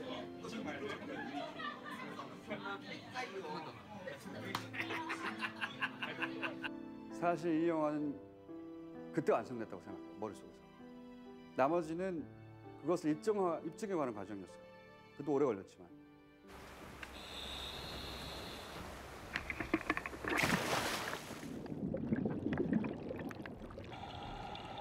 (2015년 11월) 특조위가 세월호 선체 조사를 진행했다.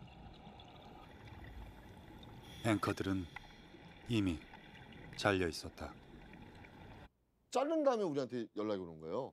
자르기 전에 연락이 가든지 그럼 우리가 가서 막지. 근데 해수부는 인양 작업에 방해가 돼서 잘랐다며 보관 중인 앵커를 공개했다.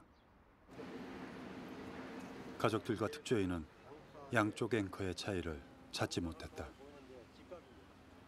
이게 세월호 앵커라고 누가 지금 어떻게 장담을 해? 아무도 모르는 거예요, 그거. 안녕하십니까. 잘 지내셨죠? 네. 아유, 반갑습니다. 예, 제가 아주 좋은 자료를 하나 구해가지고 예, 감독님하고 같이 좀 나눠보려고 얘기를. 예. 유가족이 가져온 자료는 세월호의 선명한 앵커 사진이다. 세월호는 참사 2달 전 선박 전체를 도색했다. 출항 전 사진에서도 검은색 페인트로 도색된 양쪽 앵커를 확인할 수 있다. 그런데 사고 후 세월호 왼쪽 앵커는 페인트가 벗겨지고 모서리는 마모됐으며 붉은 녹까지 선명하다. 이 현상은 앵커가 해저 지형과 마찰에 도색이 벗겨지고 바닷물에 노출된 금속이 공기와 만나 생성되는 급속한 산화 현상이다. 붉은 녹은 통상 노출 1시간 후부터 발생된다. 왼쪽 앵커는 사용됐을 가능성이 높다.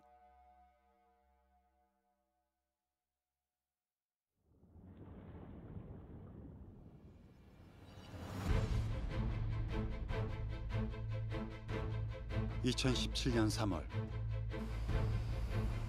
세월호가 인양됐다. 적재됐던 차량들 속에서 블랙박스가 나오기 시작했다. 가족들은 직접 세척액을 들고 뛰며 블랙박스 복원에 기대를 걸었다.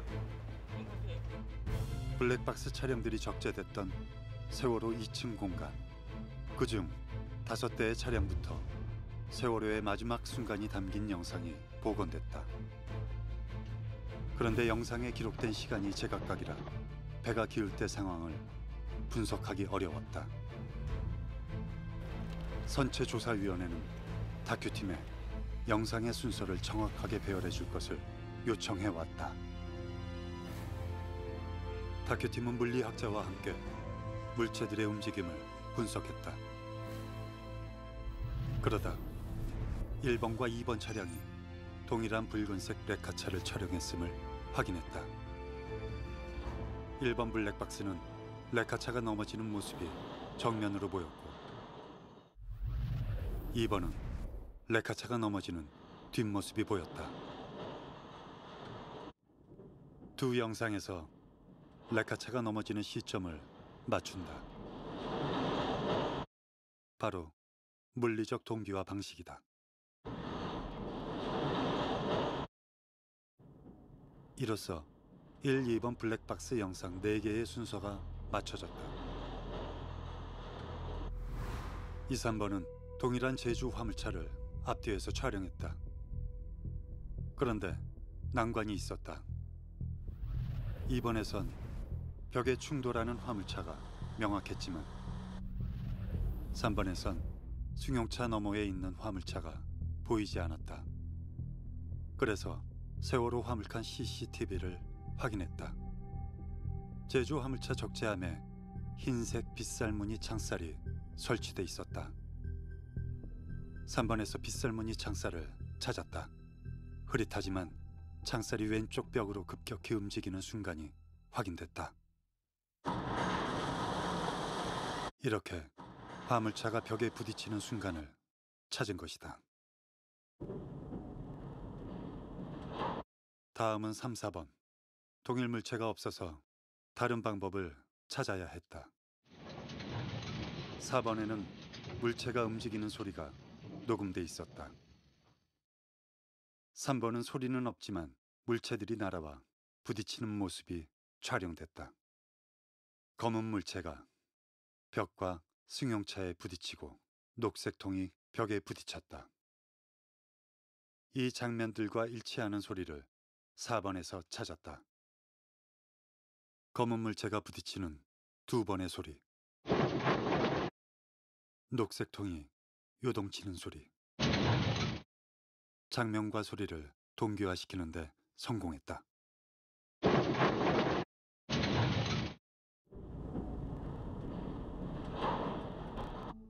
마지막 4, 5번은 동일한 SUV를 앞뒤에서 촬영했다. 5번은 카렌스가 밀리는 모습이 정면에서 잘 보였다.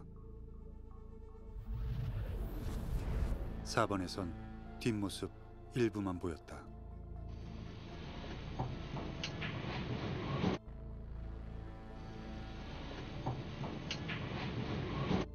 이렇게 카렌스의 움직임을 동기화하는 것으로 모든 재배열이 마무리됐다. 드디어 세월호의 마지막 순간을 종합적으로 볼 수 있게 된 것이다.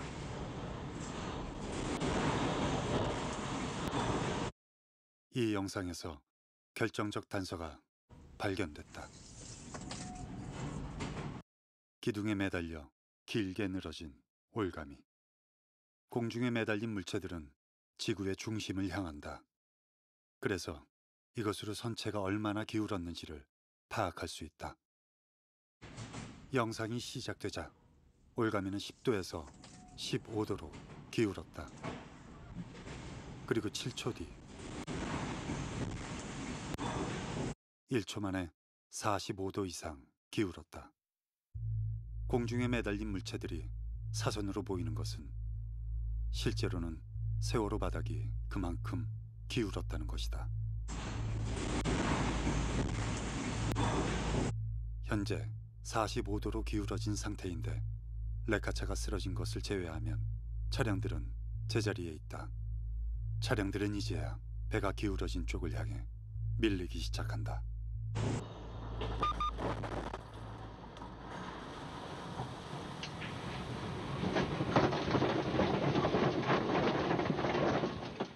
그러면 45도로 기울이게 한 힘은 뭐냐가 결국은 남는 거예요. 그렇죠. 이게 결국은 차량들이 한쪽으로 쏠리면서는 아니죠. 그러나 정부는 급격한 우회전에 따른 화물 쏠림이 배를 기울게 만들었다고 했다. 그 시나리오대로 설명을 한다면 여기 배가 있죠. 배가 어느 정도 조금 기울었어요. 그다음에 화물이 쓸려 내려가기 시작하죠. 그렇죠? 화물이 쓸려 내려가기 시작한 다음에 뭐 어떤 거는 벽에 붙고요. 그다음에 배가 그것 때문에 기울기 시작해야 되겠죠. 이렇게. 이것 때문에 이제 배가 기운다라고 한다면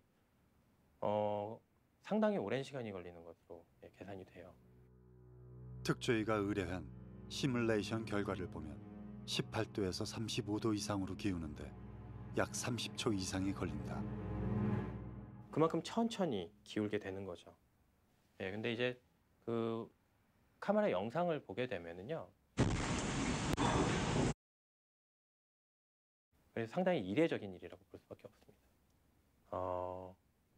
굉장히 믿기는 어려운데요. 저도 이 외부에서 어떤 힘이라든가 외부에서 어떤 작용이 있지 않으면 설명하기가 굉장히 어렵습니다. 다큐팀은 앵커 사용 가능성에 더 큰 무게를 뒀다. 앵커가 끌어당기겠다면 아주 급하게 왼쪽으로 돈단 말이에요. 그러면 반드시 배에 물리적 증거들이 남게 된다. 다큐팀은 그 증거를 찾기 시작했다. 근데 가장 적당한 화물을 발견했는데 선수 쪽에 있는 컨테이너들. 선수 컨테이너는 규격이 동일했고 36톤까지 견디는 단단한 고박 장치에 끼워져서 적재됐다. 정부 주장대로 배가 우회전을 하면서 기울어졌다면 컨테이너들은 반시계 방향으로 회전하게 된다. 만약 앵커가 당겼다면 뱃머리 왼쪽 컨테이너가 앞으로 튀어나가며 시계 방향으로 회전하게 된다. 이런 현상은 실험으로 쉽게 확인된다.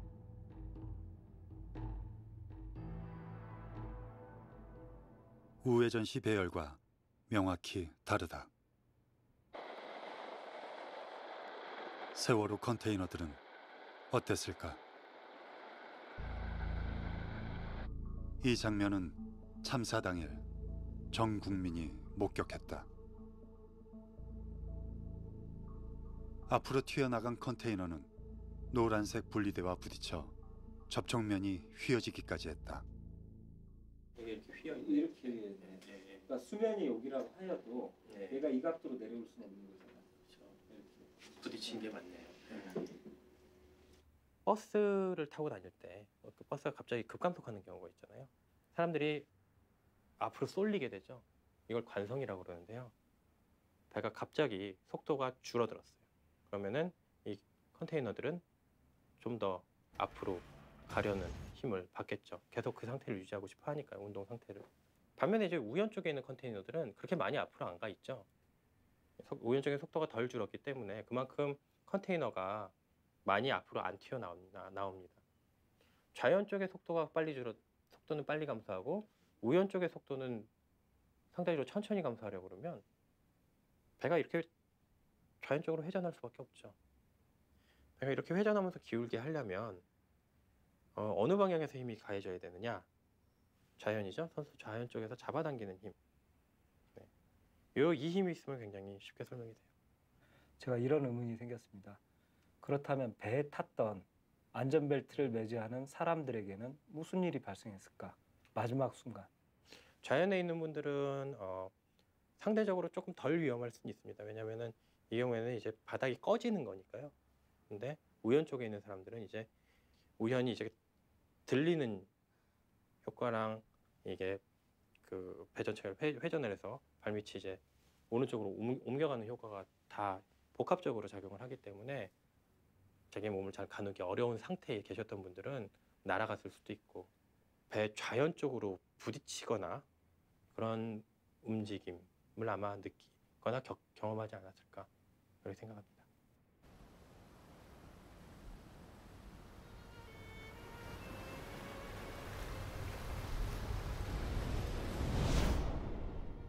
그냥 영화 같은데 보면 그러니까 엄청난 철골 구조물 막 그런 게 그 기울거나 그러면 막 낑 하는 소리가 나는데 그 소리가 들려서 놀래서 일어나서 그냥 본능적으로 몸이 움직이더라고요. 그냥. 현진이 핸드폰이 올려져 있었는데 그게 갑자기 옆으로 쏠리면서 떨어졌어요. 그래서 잡으러 가던 도중에 떼굴떼굴 굴러갔어요.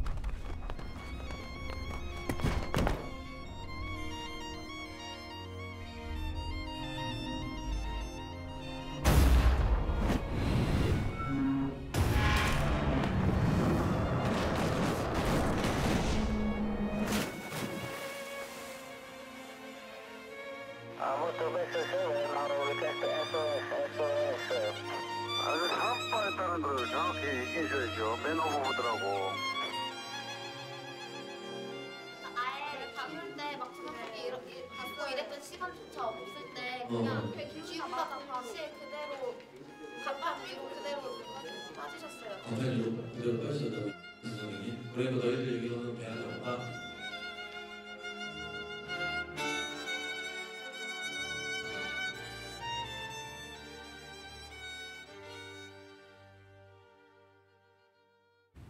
마지막 순간 강병기 씨는 3층 선수 다인실에 누워 있었다. 몸이 바닥에 바닥에서 떼굴떼굴 이렇게 굴르신 거예요? 아니면은 굴른 게 아니라니까요. 그냥 떨어져 나간 거라니까요. 쭉 밀려 나가는 게 아니고 배가 확 넘어가니까 이제 공간이 뜨면서 사람이 뜨면서 확 넘어간 거예요. 이게. 바닥에서 몸이 뜨신 거예요? 네, 바닥에서 몸이 뜬 거죠. 양정원 학생은 4층 오른편에 있었다. 복도를 통과해서 맞은편 방 벽에 부딪혔다. 몸을 앞으로 안 날아가려고 본능적으로 숙였는데 그럼에도 진짜 누가 잡아당기는 것처럼 몸이 뒤로 제껴져서 그대로 날아갔어요. 발이 공중에 붕 뜨고. 내 발, 그러니까 날아갔다는 게 진짜 온몸이 다 공중에 떠서 발도 바닥에서 떨어지고 그 상태로 공중에 떠서 날아가서 부딪혔어요. 공중으로 붕 날아왔을 때 대략 발이 그 경사면하고 한 어느 정도 떨어져 있었던 것 같아요. 뭐 10cm, 20cm 뭐.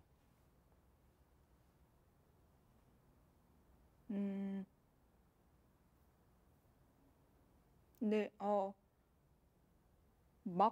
그러니까 거기 가서 부딪혔을 때는 아마 30cm 이상이지 않았을까 싶어요.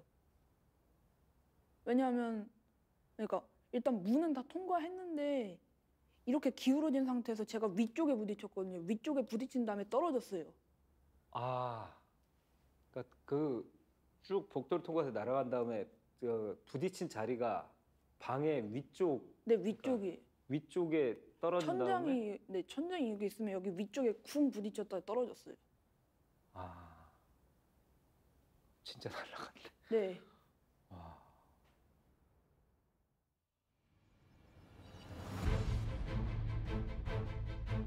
세월호는 왜 침몰했을까?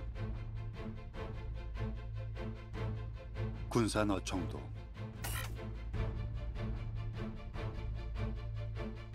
우이도와 매물도, 맹골수도 있고 병풍도.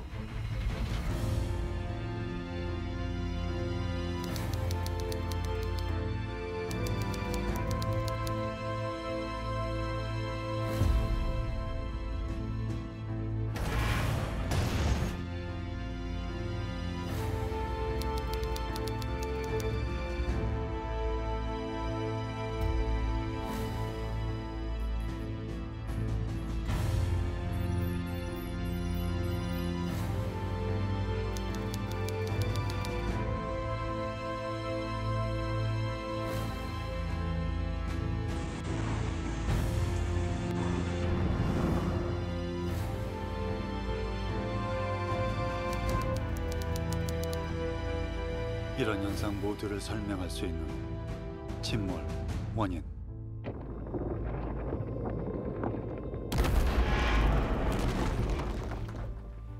왼쪽 앵커 다큐팀의 결론이다. 세월호에 관해서는 가장 처음으로 돌아와서 질문을 처음부터 다시 시작하자. 왜 그래야 하느냐? 왜 그래야 하느냐의 질문에 이 영화를 답으로 내놓고 싶어요. 3년간 꾸역꾸역 들여다본 바로는 이런 문제 제기가 가능하다. 이런 가설이 가능하다. 이 가설이 옳지 않다면 얼마든지 반론도 받을 것이고, 그리고 그 반론과 이 가설이 부딪히는 와중에 새로운 진실이 나올 수도 있고요. 이렇게 덮을 수는 없는 사건 아니냐. 저는 그게 제 나름의 애도의 방식이라고 생각하고 여기까지 왔어요.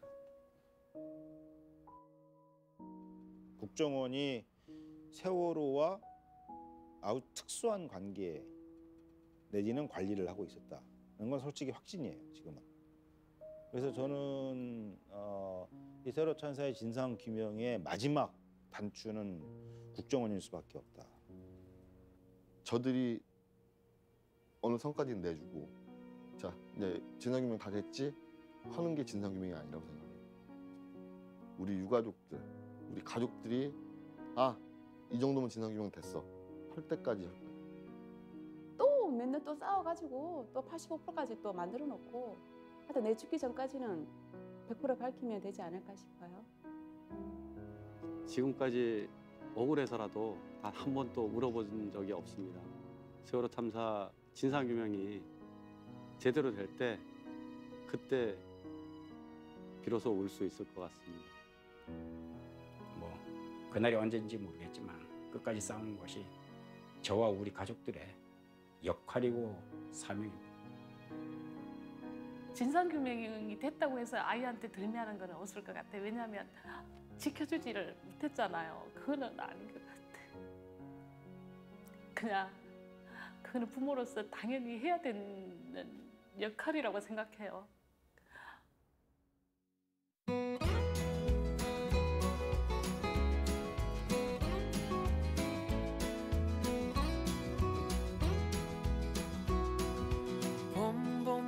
봄이 왔네요. 우리가 처음 만났던 그때 한 그대로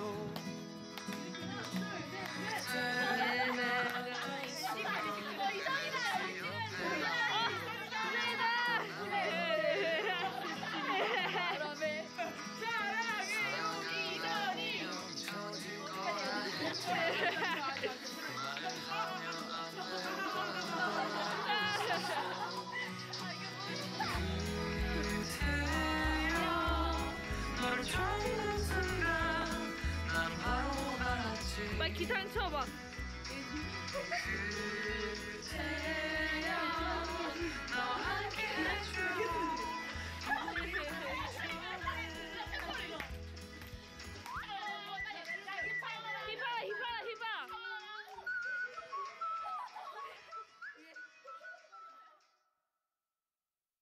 그날 아침 하늘은 기울었을 테고 친구들은 하나 둘 울었으리라. 보고픈 엄마 아빠를 불렀을 테고 어른들은 나 지키 소리쳤었다. 가만히 거기 있으라. 가만히 거기 있으라. 잊혀질 수 없으니 그리움도 어렵다. 마음에도 못 잊고 하늘에도 못 있다. 가만히 거기 있으라. 가만히 거기 있으라. 가만히 거기 있으라. 가만